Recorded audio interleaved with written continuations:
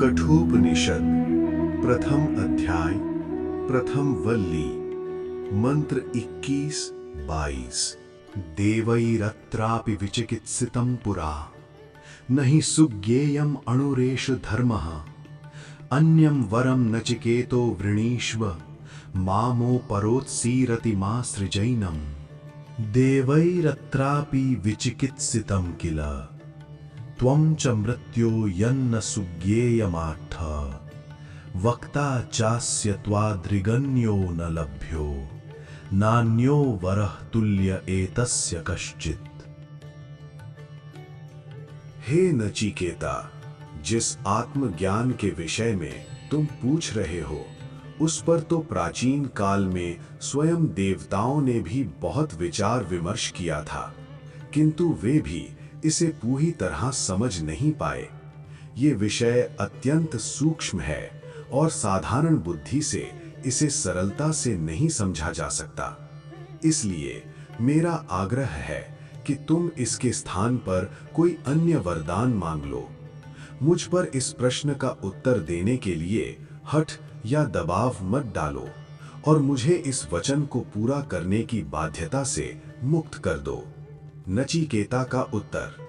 हे यमराज, आपने स्वयं स्वीकार किया कि इस विषय पर देवताओं को भी शंकाएं रही हैं और इसे समझना अत्यंत कठिन है, किंतु जब बात ऐसे गूढ़ और दुर्लभ ज्ञान की हो तो उसे समझाने के लिए आपके समान दूसरा कोई समर्थ वक्ता, गुरु तीनों लोकों में मिल ही नहीं सकता। चूंकि इस ज्ञान का कोई विकल्प नहीं है और ना ही आपके जैसा कोई दूसरा गुरु है, इसलिए मेरी दृष्टि में इस आत्मज्ञान के समान दूसरा कोई वरदान हो ही नहीं सकता। कठोपनिषद की शुरुआत अत्यंत सुंदर और प्रभावशाली है। इसमें एक ब्राह्मण बालक नचिकेता यमराज के द्वार पर जाकर खड़ा होता है। उस तेजस्वी और निर्भय बालक के वहां पहुंचने से एक दिव्य वातावरण निर्मित हो जाता है।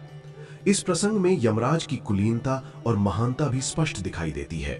क्योंकि यमराज की अनुपस्थिति में एक ब्राह्मण अतिथि की उपेक्षा हुई थी, इसलिए यमराज ने नचिकेता से क्षमा मांगी और उसे वरदान मांगने के लिए कहा। नचिकेता ने पहले वरदान में पूछा कि कर्म योग का आचरण कैसे किया जाए जिससे पिता, यहाँ तात्पर्य आकाश में स्थित जगत पिता परमेश्वर से है, प्रसन्न हो। यमराज ने संक्षेप में इसका रहस्य समझाया। इसके बाद दूसरे वरदान में यमराज ने नचिकेता को अग्नि विद्या का ज्ञान दिया। नचिकेता ने इस विद्या को इतनी शीघ्रता और पूर्णता से समझ लिया कि यमराज अत्यंत प्रसन्न हुए। उन्होंने स्नेहवश उस अग्नि विद्या और अग्नि को नचिकेता का ही नाम दे दिया। उन्होंने एक अतिरिक्त वरदान देते हुए कहा कि भविष्य में यह विद्या नाचिकेत अग्नि विद्या या नाचिकेत अग्नि के नाम से जानी जाएगी। भारतीय इतिहास में अब तक किसी विद्या को किसी व्यक्ति का नाम नहीं दिया गया था। हमारी संस्कृति और महाभारत की मान्यता है कि विचार ही ब्रह्म है, उस पर किसी व्यक्ति विशेष का नाम नहीं होता। किंतु यमराज ने पहली बार नचिकेता के नाम की मुहर या तख्ती उस विद्या पर लगाई, और वो भी बिना नचिकेता के मांगे। यदि कोई साधारण संसारी व्यक्ति होता तो वो स्वयं आग्रह करता कि मेरे नाम की तख्ती लगाई जाए, परंतु यहां ऐसा नहीं था। जब तक ये नाचिकेत अग्नि विद्या कठिन लगेगी और पूरी तरह पचेगी, आत्मसात नहीं होगी, तब तक आत्म विद्या या ब्रह्म विद्या का कोई उपयोग नहीं हो पाएगा। अध्यात्म विद्या कोई ऐसी सस्ती वस्तु नहीं है जो राह चलते किसी को भी मिल जाए। ये कमजोर, दुर्बल और रोने धोने वाले लोगों के लिए नहीं है। ईश्वर ऐसे लोगों को 2 वक्त की रोटी तो दे सकते हैं, किंतु आध्यात्मिक साम्राज्य नहीं दे सकते। अध्यात्म विद्या प्राप्त करना एक साम्राज्य प्राप्त करने के समान है। इसका लक्ष्य उस अवस्था तक पहुंचना है जहां तत्वमसि श्वेत केतो और अहम ब्रह्मास्मि का भाव जागृत हो। इतनी ऊंची अवस्था तक पहुंचने के लिए मनुष्य की परीक्षा भी उतनी ही बड़ी और कठिन होती है। इसके बाद तीसरे वरदान का समय आने पर नचिकेता ने यमराज से प्रश्न किया, मृत्यु के बाद ये जीव रहता है या नहीं?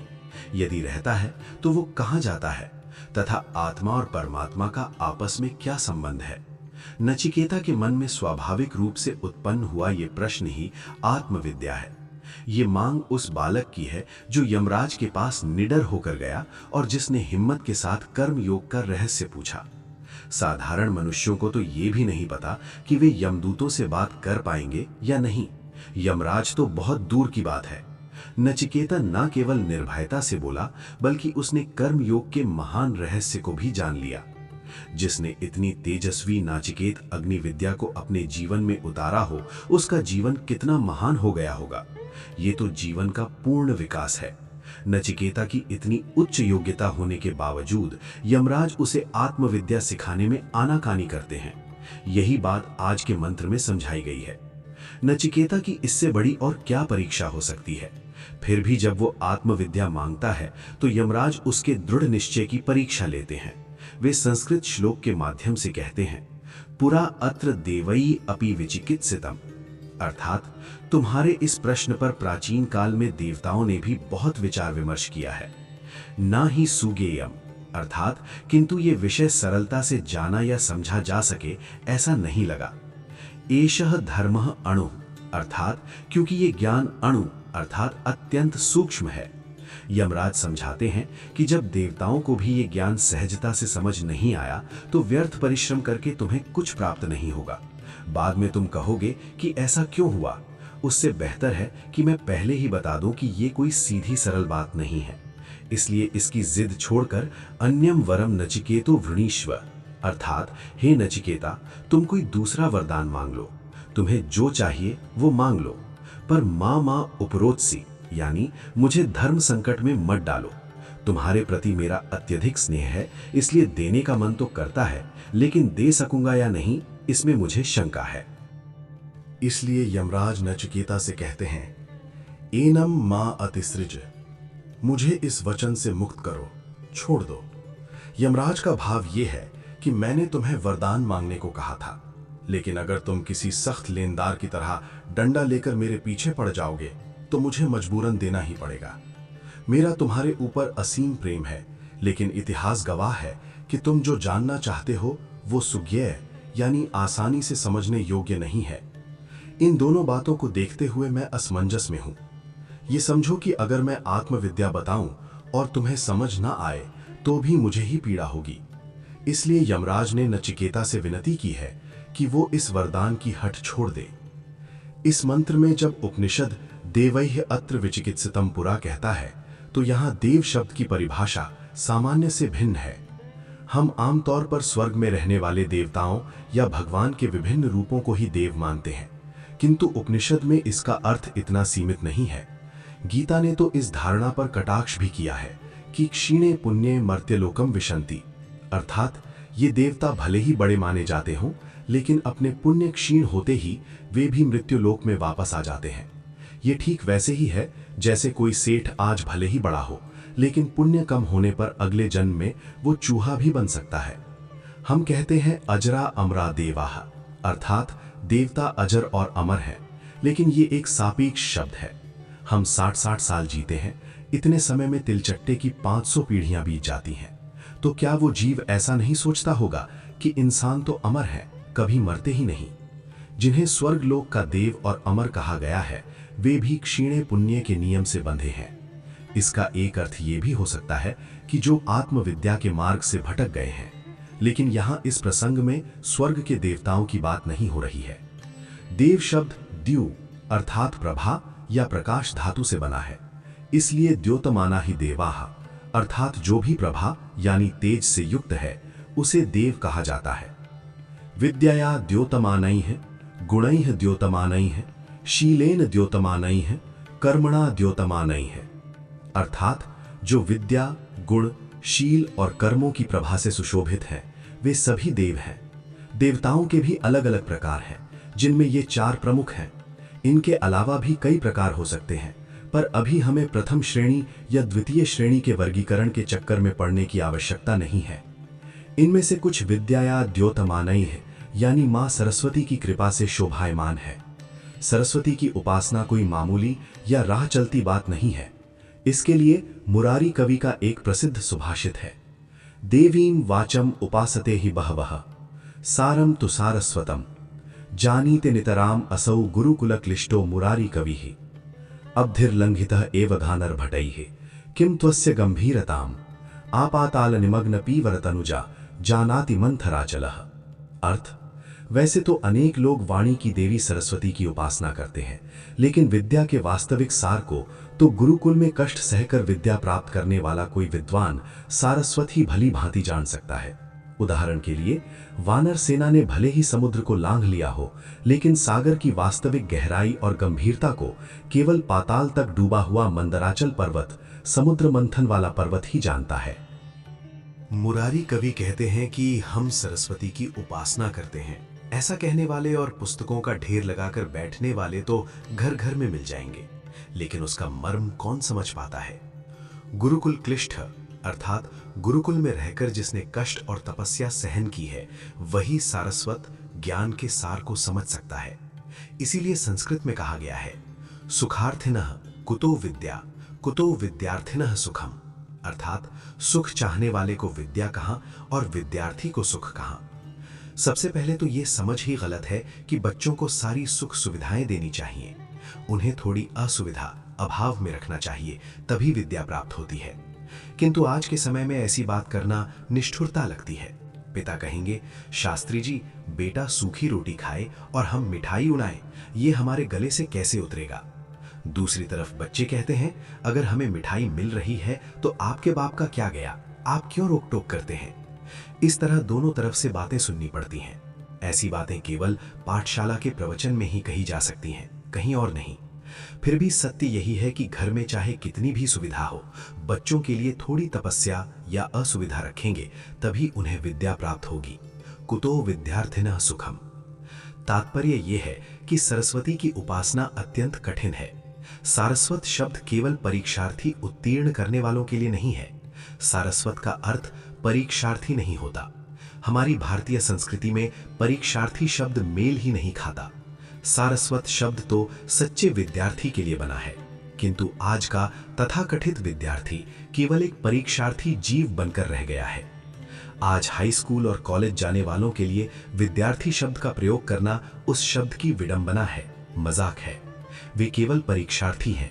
उनके पिता भी परीक्षार्थी थे और आज का समाज भी परीक्षार्थी ही है। इतना ही नहीं, राजसत्ता भी परीक्षार्थी को ही महत्व देती है। 35% अंक आ गए, बस काम हो गया। इसमें विद्या प्राप्त करने का तो प्रश्न ही नहीं उठता। यदि पुराने समय का राम राज्य होता और आप इन लोगों के लिए विद्यार्थी शब्द का प्रयोग करते, तो कोई आप पर मानहानि का दावा कर देता कि विद्यार्थी शब्द का ये अपमान बंद करो। विद्या और परीक्षार्थी का आपस में कोई संबंध नहीं है। विद्या की उपासना एक बिल्कुल अलग बात है।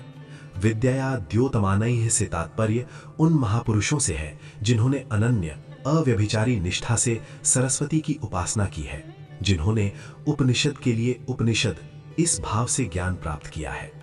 वाचस्पति और बृहस्पति जैसे देव विद्या के तेज से प्रकाशमान हैं। विद्या से सुशोभित होने वाले इस वर्ग में भी 3 प्रकार हैं। परिश्रमी, जो अत्यधिक मेहनत से विद्या प्राप्त करते हैं।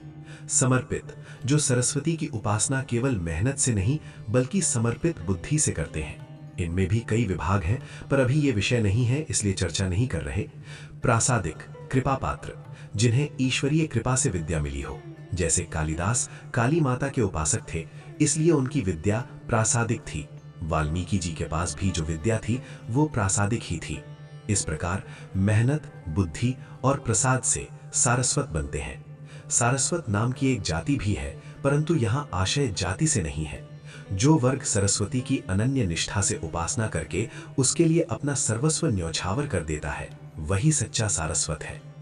यमराज का कहना है कि ऐसे सच्चे विद्यार्थी और सच्चे सारस्वत जिनकी विद्या प्रासादिकता के स्तर तक पहुंच चुकी है, वे भी ब्रह्म विद्या या आत्मविद्या को समझ नहीं पाए हैं। इसका कारण यह है कि ये विद्या सुज्ञेय नहीं है।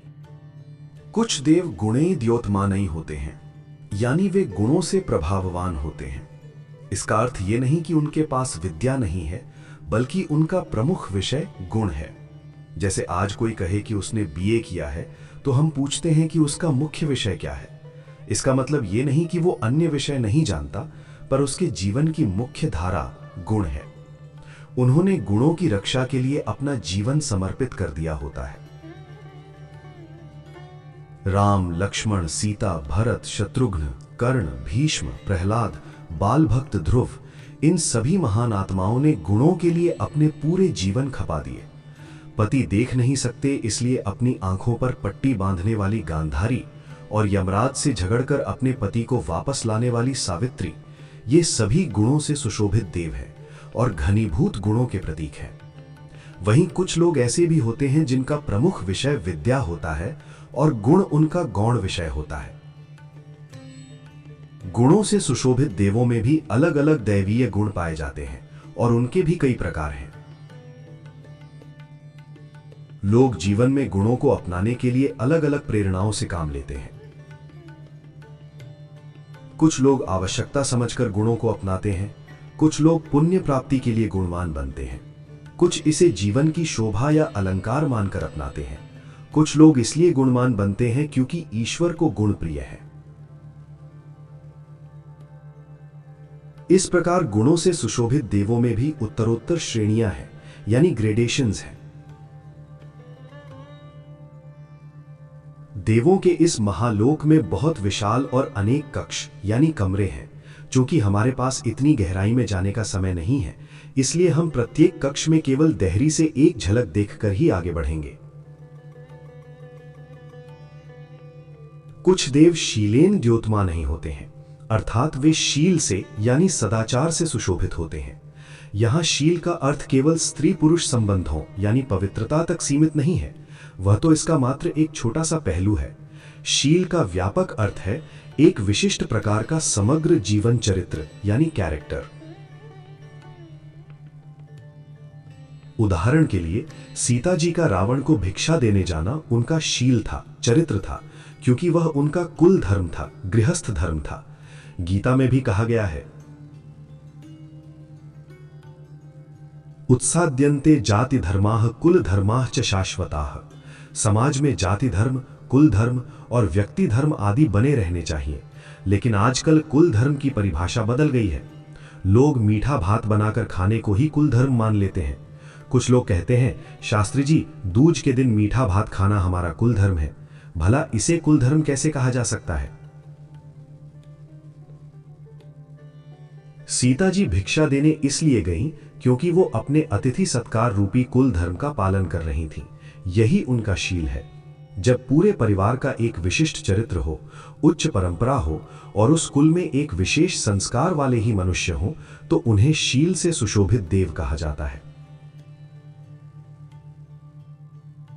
शीलवान बनने के पीछे भी अलग अलग कारण होते हैं। सामाजिक आवश्यकता, समाज सुचारू रूप से चले इसलिए प्रत्येक व्यक्ति का चरित्रवान होना आवश्यक है, इसलिए कुछ लोग शीलवान बनते हैं। बौद्धिक तुष्टि, कुछ लोगों को अपनी बुद्धि और विवेक के कारण शील प्रिय लगता है। भले ही किसी धनवान को शील की जरूरत न लगे या समाज परवाह न करे, लेकिन चूंकि महापुरुषों की प्रज्ञा ने शील को स्वीकार किया है, इसलिए वे इसे अपनाते हैं। आत्मा की आवश्यकता, कुछ लोग इसे अपनी आत्मा की पुकार या आवश्यकता मानकर शीलवान बनते हैं। ऐसे महापुरुषों के जीवन का प्रकाश हजारों वर्षों तक जगमगाता रहता है। इनमें भी कई उपप्रकार हैं जिन पर घंटों बोला जा सकता है, पर अभी हम विस्तार में नहीं जाएंगे। मैं ये सब इसलिए समझा रहा हूं ताकि आप देव का वास्तविक अर्थ जान सके। अन्यथा हम केवल उन्हें ही देव मानते हैं जो हीरे की अंगूठी और कानों में कुंडल पहने हो या जो चमत्कार दिखा सके। इसी भ्रांति को दूर करने के लिए उपनिषद कहता है, द्योतमानई देवाः, अर्थात जो अपने गुणों, शील और कर्मों के तेज से प्रकाशमान है, वही वास्तव में देव है। देव की श्रेणी में ये 14 प्रकार है। कर्मणा द्योतमानई देवाः, अर्थात कर्म से सुशोभित होने वाले देव। ये वे महान कर्म योगी हैं जिन्हें देखते ही स्वर्ग के द्वार अपने आप फटाक से खुल जाते हैं। उन्हें प्रवेश के लिए घंटी बजाने की आवश्यकता नहीं पड़ती। इन कर्म योगियों में भी कई प्रकार हैं। कुछ लोग भोग प्राप्ति के लिए सत्कर्म करते हैं, तो कुछ पुण्य कमाने के लिए। इसी प्रकार कुछ लोग आत्म विकास के लिए सत्कर्म करते हैं, तो कुछ केवल आनंद की अनुभूति यानी आनंद ग्रंथि के रूप में कर्म करते हैं। ये सभी कर्म योगी कर्म से सुशोभित देव ही हैं। इनमें कुछ प्रमुख देव होते हैं, तो कुछ आत्मीय अंतरंग मंडल के होते हैं, कुछ ऊपरी कैबिनेट के सदस्य होते हैं तो कुछ निचली कैबिनेट के। संक्षेप में कहें तो ये सभी देव ही हैं। उपनिषद यहां देवैः शब्द पर विशेष बल देता है।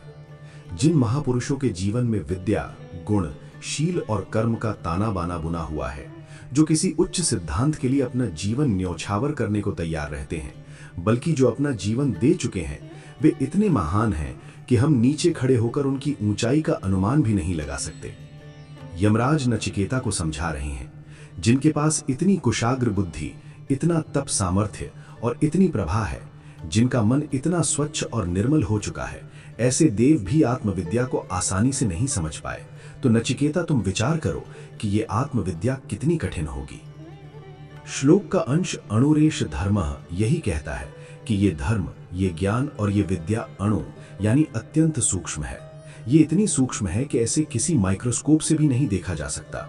देवताओं ने विद्या, सरस्वती, गुण, चरित्र, शील और कर्म रूपी सारे माइक्रोस्कोप लगाकर देख लिए, फिर भी उन्हें आत्मविद्या हाथ नहीं लगी। जिन्होंने कठोर तपस्या में अपना पूरा जीवन खपा दिया या जिन्हें ईश्वरीय कृपा से विद्या मिली, उन्हें भी ये तत्व दिखाई नहीं दिया। इसलिए यमराज चेतावनी देते हैं कि जितना तुम समझ रहे हो, ये आत्मविद्या उतनी सुज्ञेय, सरल नहीं है। अब इसकी तुलना साधारण मनुष्य से करें।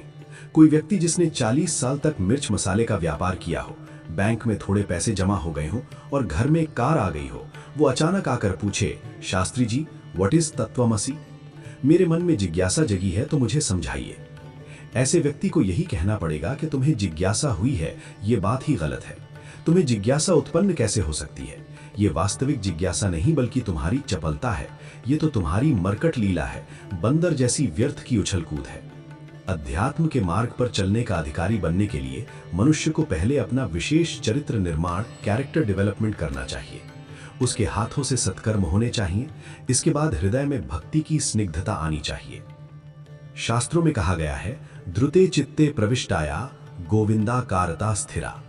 जैसे आग की गर्मी से पिघली हुई लाख पर ही सिक्का, मुहर अपनी छाप छोड़ पाता है, ठीक वैसे ही भक्ति की ऊष्मा से पिघले हुए मन पर ही ईश्वर का स्वरूप स्थिर होता है। ऐसे ही लोग ज्योतिषाम व परस्तात यानी सूर्य मंडल से भी परे उस परम तत्व की झलक पा सकते हैं। ये मार्ग बहुत कठिन है, लेकिन हम चाहते हैं कि हमें तुरंत ईश्वर के दर्शन हो जाएं। कई लोग कहते हैं, शास्त्री जी, हम कनखल गए थे, वहां एक बाबा मिले, उनके आशीर्वाद से जैसे ही आंख बंद की, प्रकाश ही प्रकाश दिखाई दिया। ऐसे लोगों को समझाना पड़ता है कि अरे भाई, अगर सामने दिया जल रहा हो और तुम आंखें बंद करो तो अंदर लाल रंग का प्रकाश दिखाई देता ही है। ये प्रकाश केवल एक भौतिक प्रतिबिंब है, ये तुम्हारी आत्मवंचना है। ऐसा मत करो। उस परम तत्व की झलक पाने के लिए एक विशेष प्रकार का जीवन आवश्यक है, जिसके पीछे विद्या, गुण, शील और कर्म का ठोस आधार होना चाहिए।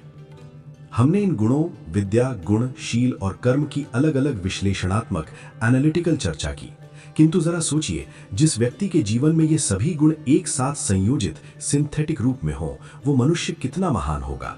फिर भी यमराज कहते हैं कि ऐसे महापुरुषों और देवताओं के लिए भी आत्मविद्या सुगम नहीं है।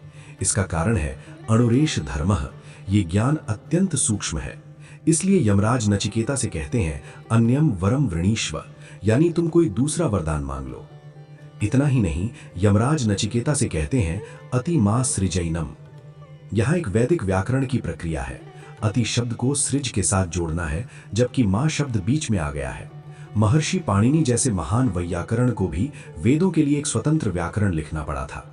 अतः इसका सही अन्वय होगा एनम मां अतिसृज, जिसका अर्थ है, मुझे इस वचन से मुक्त करो, छोड़ दो, मुझसे आत्मविद्या मांगकर मुझे धर्म संकट में मत डालो। जब यमराज नचिकेता को दूसरा वरदान मांगने के लिए कहते हैं, तब नचिकेता क्या उत्तर देता है, ये अगले मंत्र में बताया गया है। यमराज की ऐसी हताश करने वाली बातें सुनकर और आत्मविद्या का कठिन इतिहास जानकर कोई भी साधारण मनुष्य पीछे हट जाता। अगर हमसे कोई कहे, भाई ये तुम्हारे बस की बात नहीं है, तो हम तुरंत कह देंगे, अच्छा ये इतना कठिन है तो रहने दो, मैं छोड़ देता हूं। अक्सर लोग हतोत्साहित करने के लिए कहते हैं, अरे भाई तुम कहां दुनिया सुधारने निकले हो। प्रहलाद, राम, वशिष्ठ और कृष्ण जैसों ने इतनी मेहनत की, पर क्या बदला? किसी का कुछ नहीं चला, तो तुम किस खेत की मूली हो। ऐसी बातें सुनकर साधारण मनुष्य मान लेता है कि बात सही है और अपने हथियार डाल देता है। किंतु जो यत्र पार्थो धनुर्धरा होता है, सच्चा योद्धा होता है, वो क्या करता है? नचिकेता ऐसा ही वीर है। वो अपने हथियार नहीं डालता, वो अपनी जगह से डिगता नहीं है और यमराज को बहुत ही सुंदर उत्तर देता है। यमराज की चेतावनी सुनकर नचिकेता कहता है, अरे वाह, ये तो बहुत अच्छी बात है। मुझे तो पता ही नहीं था कि आत्मविद्या इतनी कठिन है। मृत्यो त्वम आत्थ अत्र किल देवैः अपि विचिकित्सितम चन सुज्ञेयम। नचिकेता कहता है कि आपने स्वयं कहा कि देवता जो इतने समर्थ हैं, तपस्वी हैं, वांग्मय यानी वाणी साहित्य के उपासक हैं, जो साक्षात सारस्वत हैं और जिन पर मां सरस्वती की कृपा है, जो अपने दिव्य कर्मों से महान बने हैं, ऐसे समर्थ लोगों को भी ये आत्मविद्या सरल नहीं लगी। ये आपका पहला मुद्दा है। और दूसरा मुद्दा ये है कि आप जैसा ज्ञानी और कर्मयोगी महापुरुष भी यही कह रहा है कि ये विद्या सुगम नहीं है। इसलिए इसमें कोई संदेह नहीं कि आत्मविद्या को समझना अत्यंत कठिन है। किंतु हे यमराज, क्या आपने मेरे तर्क पर ध्यान दिया? मेरा कहना यह है कि अस्य वक्ता त्वादृक् अन्य न लभ्यः, अर्थात आपके जैसा दूसरा वक्ता मुझे कहां मिलेगा। जब आप मिल ही गए हैं तो अब आपको कौन छोड़ेगा। वास्तव में इस तत्व ज्ञान का उपदेश देने के लिए केवल आप ही योग्य हैं। जो लोग यज्ञोपवीत धारण करते हैं उन्हें पता होगा, अर्थात जो समझकर धारण करते हैं उनके लिए। बाकी जो केवल सूत का धागा पहनते हैं उनके लिए तो कोई शास्त्र ही नहीं है कि जनेऊ संस्कार के समय यमराज की प्रार्थना इन शब्दों में की जाती है। यमो निहंता पितृधर्मराजो वैवस्वतो दंडधरश्च कालः प्रेताधिपो दत्त कृतानुसारी कृतांत एतद् दशभीर जपंती। अर्थ, यम, निहंता, पितृ, धर्मराज, वैवस्वत, दंडधर, काल, प्रीतों के अधिपति, कर्मों के अनुसार फल देने वाले और कृतांत, इन 10 नामों से हम यमराज का स्मरण करते हैं। इसलिए महान ज्ञानी और कर्मयोगी यमराज से नचिकेता कहता है, हे मृत्यु, त्वम आत्थ, कि ये विद्या सरल नहीं है और समर्थ लोगों के लिए भी इसे पाना कठिन है। ये सब मुझे स्वीकार है, लेकिन मेरा मुख्य बिंदु ये है कि अस्य वक्ता त्वादृक् अन्य न लभ्यः, अर्थात आपके जैसा दूसरा वक्ता मुझे कभी नहीं मिलेगा। नचिकेता के कहने का तात्पर्य यह है कि आपके जैसा गुरु मेरे लिए साक्षात भगवान ही है और इस गूढ़ तत्वज्ञान को समझाने के लिए आपकी योग्यता का कोई विकल्प नहीं है। उपनिषद में एक स्थान पर कहा गया है, आश्चर्यो वक्ता कुशलो अस्य लब्धा, अर्थात इस आत्मज्ञान का उपदेश देने वाले वक्ता संसार में एक आश्चर्य की तरह है और इसे प्राप्त करने वाले श्रोता भी अत्यंत कुशल होते हैं। जैसे वक्ता का योग्य होना आवश्यक है, वैसे ही श्रोता का भी कुशल होना जरूरी है। नहीं तो यदि वक्ता कहे और श्रोता समझे ही नहीं तो क्या लाभ। ऐसे उत्तम वक्ता और श्रोता रास्ते पर यूं ही नहीं मिलते। ये एक दुर्लभ संयोग है। वास्तव में आत्मविद्या का उपदेश केवल यमराज ही दे सकते हैं। जो इन खोखों को बदल सकता है वही उनके भीतर के माल को देख और जान सकता है। भगवान ऐसे अनंत शरीरों को बदलते रहते हैं। आत्मा का सूक्ष्माति सूक्ष्म विकास केवल उन्हें ही पता होता है, क्योंकि एक शरीर से निकालकर दूसरे में डालते समय कौन सा शरीर देना है, इसका भी एक बड़ा शास्त्र है। मनुष्य को निम्नलिखित 4 नियमों के अनुसार पुनर्जन्म प्राप्त होता है। उत्क्रांति का नियम यानी द लॉ ऑफ एवोल्यूशन, ऋणानुबंध का नियम यानी the law of attraction and repulsion, न्याय का नियम यानी द लॉ ऑफ जस्टिस, जागतिक आवश्यकता का नियम यानी the law of universal necessity. इन बातों को जानने का लाभ ये है कि इससे मनुष्य को हिम्मत मिलती है। ये जानना आवश्यक है कि इस शरीर रूपी खोखे के भीतर आत्मा का विकास इवॉल्व हुआ है या नहीं। आपको मनुष्य का शरीर मिला है तो क्या उसमें आपका विकास हुआ है? भीतर की आत्मा कभी छोटी होती है यानी पतन, तो कभी बड़ी यानी विकास। यदि आत्मा का विकास होता है तो उसे दूसरा यानी बेहतर शरीर देना पड़ता है, और यदि आत्मा नीचे गिरकर छोटी हो गई हो तो उसे तिलचट्टे या गधे का शरीर देना पड़ता है। मान लीजिए पहले किसी को छगन लाल का शरीर दिया, लेकिन यदि उसकी आत्मा का पतन हो गया तो अब उसे गधे का रूप मिलना चाहिए। उसी प्रकार यदि छगनलाल के इस शरीर की तुलना में उसकी आत्मा का विकास अधिक हुआ हो तो उसे दैवीय शरीर मिलना चाहिए। शरीर बदलने वाले यानी यमराज को ये सब देखना पड़ता है। आद्य शंकराचार्य कहते हैं, जंतुनाम नर जन्म दुर्लभमतः पुंस्त्वम ततो विप्रता। अर्थ, जीवों के लिए पहले तो मनुष्य जन्म ही दुर्लभ है, उसमें भी पुरुषत्व और उसमें भी ब्राह्मणत्व प्राप्त होना कठिन है। ब्राह्मणत्व मिलने के बाद भी वैदिक धर्म के मार्ग पर चलना और उससे भी आगे विद्वत्ता होना कठिन है। ये सब होने पर भी आत्मा अनात्मा का विवेक, सम्यक अनुभव, ब्रह्म भाव की स्थिति और मुक्ति, ये तो करोड़ों जन्मों के सत्कर्मों के पुण्य के बिना प्राप्त नहीं होते। ईश्वर ने किसी को ब्राह्मण बनाया हो, लेकिन यदि वे देखते हैं कि उस शरीर यानी खोखे में ब्राह्मणत्व टिक नहीं रहा है, केवल पिता या भाई ब्राह्मण है इसलिए वो ब्राह्मण है, पर उसमें ब्राह्मणत्व का कोई गुण नहीं दिखता, तो उसे ब्राह्मण से नीची श्रेणी का शरीर दिया जाता है। इसका अर्थ ये है कि भीतर का आत्मा जिस योग्यता का होगा उसे वैसी ही योग्यता वाला खोखा यानी शरीर मिलेगा। शरीर बदलने वाला और उसमें प्राण भरने वाला ही उसके भीतर के तत्व को समझ सकता है। ये सीधा और सरल व्यवहार है। इसे एक उदाहरण से समझें। जैसे गोदाम में अलग अलग खोखों में भरकर काजू आते हैं, उन खोखों को खोलकर अंदर के काजू को देखकर और जांचकर जो व्यक्ति उन्हें अलग अलग डिब्बों में भरता है, केवल वही समझ सकता है कि काजू की गुणवत्ता यानी क्वालिटी कैसी है। वही काजू का वर्गीकरण करता है कि कौन से अच्छे हैं, कौन से उच्च हैं और कौन से सर्वोत्तम हैं। जो सर्वोत्तम है वो किसी विशेष देश में भेजे जाएंगे, जो अच्छे हैं वो कहीं और जो थर्ड क्लास काजू हैं वो किसी सामान्य व्यक्ति यानी छगन को दे दिए जाएं तो भी चलेगा। मूल बात यह है कि भीतर का माल किस योग्यता का है, ये केवल शरीर बदलने वाले को ही पता चलता है। बाकी हमें और आपको इसमें क्या पता चलेगा, क्योंकि बाहर से तो सभी खोखों की बनावट एक जैसी ही होती है। याज्ञवल्क्य हों, छगनलाल हों या वाल्मीकि, सभी के शरीरों की हड्डियां और ढांचा एक जैसा ही होता है, किंतु भीतर का माल यानी आत्मा कितनी योग्यता वाली है, ये केवल आत्मा के उस परीक्षक यानी यमराज को ही पता होता है जिसने उसे देखा है। आत्मा का सूक्ष्माति सूक्ष्म विकास हुआ है या उसका पतन हुआ है, इन दोनों स्थितियों को समझने की योग्यता केवल एक ही व्यक्ति में है, और वो है रात दिन शरीर रूपी खोखे यानी शेल्स बदलने का व्यवसाय करने वाले यमराज। इस संसार में रत्ती भर भी अन्याय नहीं होना चाहिए। सच्चा और ईमानदार दुकानदार वही कहलाता है जो पाव भर सामान के लिए पाव भर की थैली का ही उपयोग करे। वो उसके लिए 5 किलो की थैली बर्बाद नहीं करता। ठीक उसी तरह यदि एक सेर पेड़े देने हो और दुकानदार आधा सेर का डिब्बा ले ले तो सामान कैसे समाएगा। इसी प्रकार यदि आत्मा थोड़ी भी विकसित हुई है तो उसे उसके स्तर के अनुरूप योग्य शरीर मिलना ही चाहिए, और यदि आत्मा का थोड़ा भी पतन हुआ है तो उसे एक उत्तम शरीर देकर उस शरीर को व्यर्थ नहीं जाने देना चाहिए। इसी दृष्टि से हमें विचार करना चाहिए कि क्या हमें दोबारा मानव शरीर मिलेगा, क्योंकि यदि हमारा थोड़ा भी पतन हुआ होगा तो शरीर बदलने वाला यमराज तुरंत सोचेगा कि इसे बढ़िया रंगीन खोखा देना मतलब एक अच्छे शरीर को बर्बाद करना है, इसलिए इसे तिलचट्टे या चूहे का शरीर दे दो।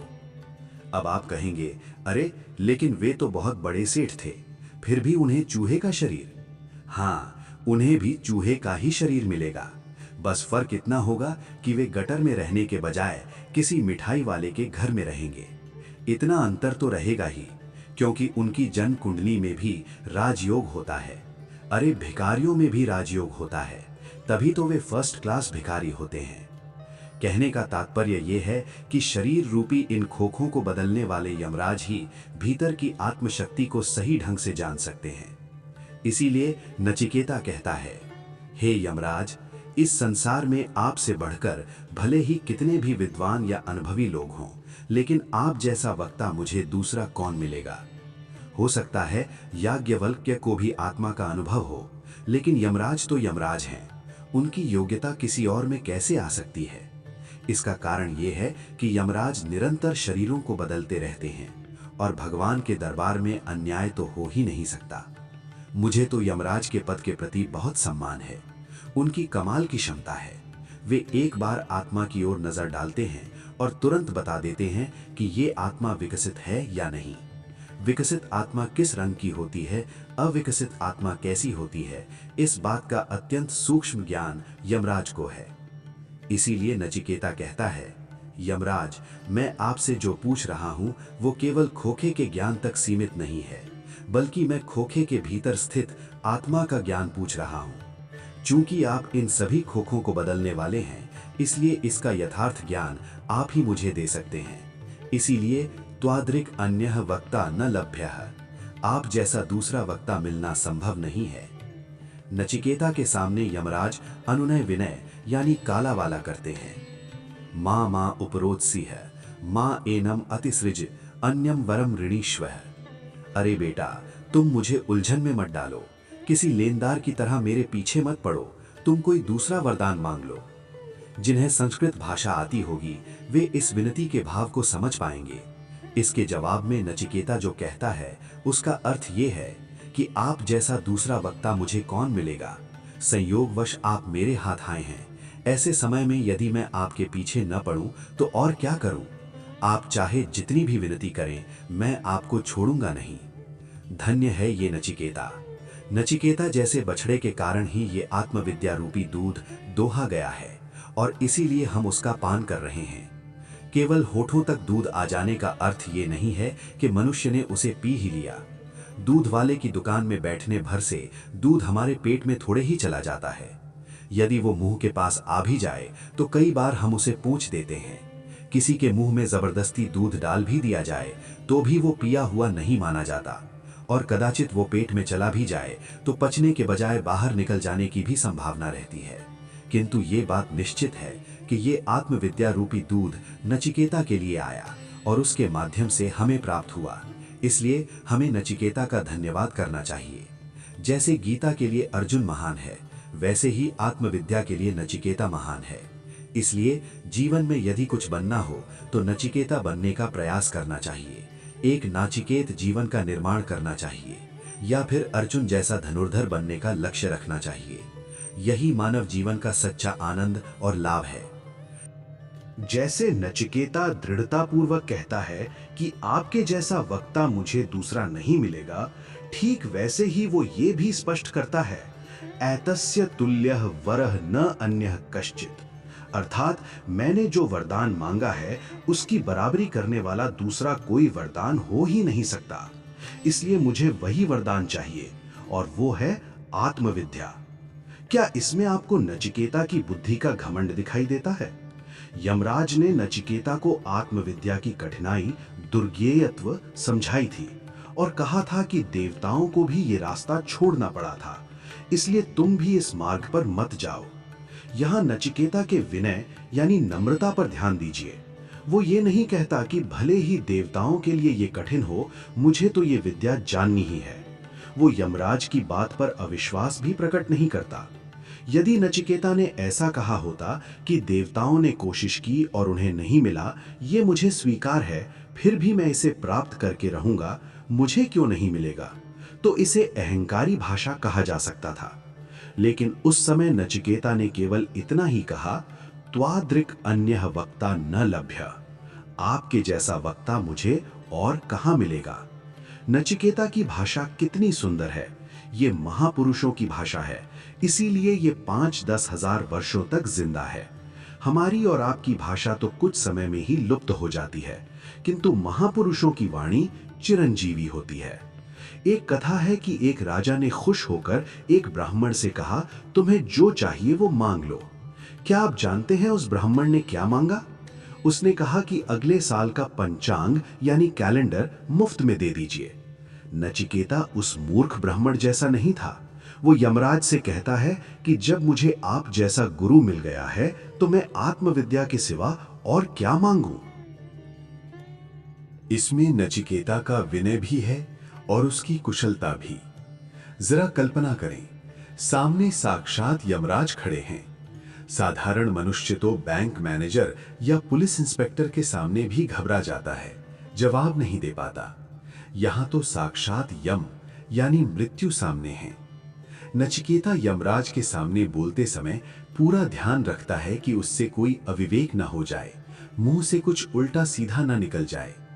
भले ही आत्मविद्या कठिन हो, फिर भी नचिकेता के मन के किसी गहरे कोने में, 7वें पर्दे में ये आत्मविश्वास अवश्य होगा कि मुझे ये समझ में आ जाएगी।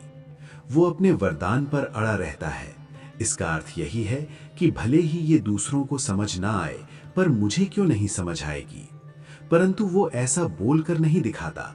वो बड़ी नम्रता से कहता है, देवताओं को समझ नहीं आया, ये आपकी बात मुझे मान्य है, लेकिन संयोगवश मुझे आप जैसा वक्ता मिल गया है, इसलिए मैं आत्मविद्या के अलावा कोई दूसरा वरदान नहीं मांगूंगा। इस प्रकार यमराज का नचिकेता को टालने का पहला बाण विफल यानी बेकार हो गया। अब तो यमराज के पास सिर खुजलाने के सिवा कोई चारा नहीं रहा। अब उन्हें ज्ञान का भंडार खोलना ही पड़ेगा। और ये ज्ञान देने का अर्थ क्या है? नचिकेता को ये सिखाना कि यमराज यानी मृत्यु की अपनी सत्ता भी उस पर न चले। यमराज को नचिकेता को अपनी पकड़ से मुक्त करना होगा। किसी के लिए भी ये कितना कठिन कार्य है। ये ज्ञान पाकर नचिकेता मुक्त हो जाएगा। इसका अर्थ ये हुआ कि नचिकेता के लिए तो यमराज मर गए, यानी उनका भय समाप्त हो गया। नचिकेता की मुक्ति से भी अधिक महत्वपूर्ण बात यह है, विडंबना ये है कि नचिकेता यमराज से ही यम को मारने यानी मृत्यु पर विजय पाने की विद्या पूछ रहा है, और यमराज को वो बतानी पड़ेगी। यमराज ने पहला दांव चलकर देखा, पर यह बालक नहीं डिगा। अब यमराज को गंभीरता से विचार करना है कि नचिकेता को आत्मविद्या दी जाए या नहीं। जब यमराज जैसे देव को विचार करना हो और नचिकेता जैसे शिष्य को उत्तर देना हो, तो थोड़ा समय तो लगता ही है। इस विषय पर विचार करके यमराज आगे क्या कहते हैं, ये हम अगली बार देखेंगे।